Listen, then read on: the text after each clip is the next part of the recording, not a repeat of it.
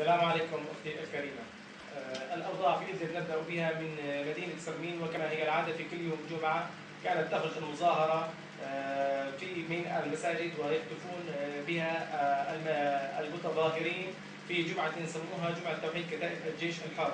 أثناء المظاهرة هناك سقطت أكثر من 4 صواريخ. أحد هذه الصواريخ استهدف خروج المصلين من مسجد عثمان بن عفان بمشاركتهم في المظاهرات، والتي أدت إلى إصابة عدد من الجرحى، والقذائف الأخرى سقطت على المنازل.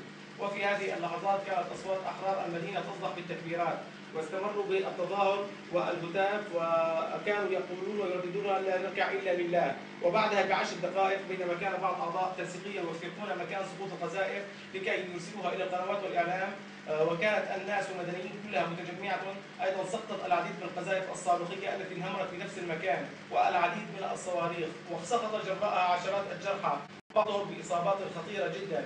ودمر عدد من المنازل، وسقط شهيدين على الفور، وهما الدكتور الجامعي أحمد حسن حسون والشهيد مصطفى حسين عبد العزيز. وتم إسعاف بقية الجرحى إلى المشافي الميدانية. وفي مدينة الهبيط استشهد الشاب غالب علي أبو راس، الذي استشهد متأثرا بجراحه، وهو كان يتلقى العلاج منذ أكثر من الأسبوع، واليوم تم تشييعه في مدينة الهبيط. وكان هناك قصف بالطيران الحربي والميج على جبل شحشبو، ولا نعرف ما هي الأضرار حتى الآن.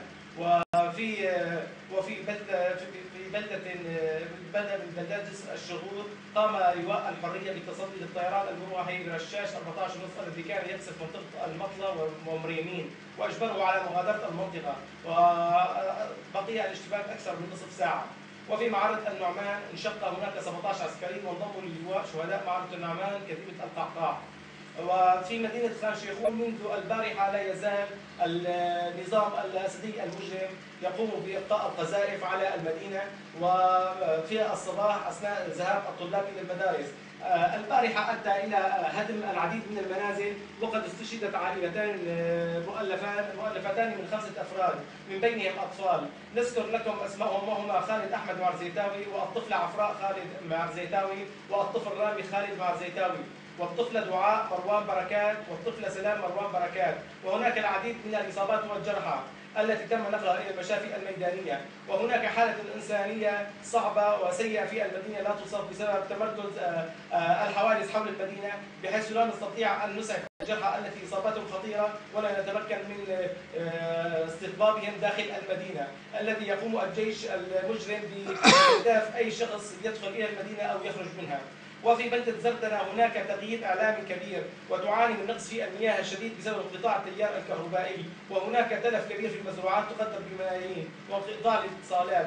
هذا هو حال حيث أن النظام المجرم يستهدف المدنيين كرد، وبسبب انزعاجه من الجيش الحر، أو بسبب خوفه وخذلانه بقتال الجيش الحر، يقوم بقصف المدنيين والمنازل من بعد وبالطيران وبإلقاء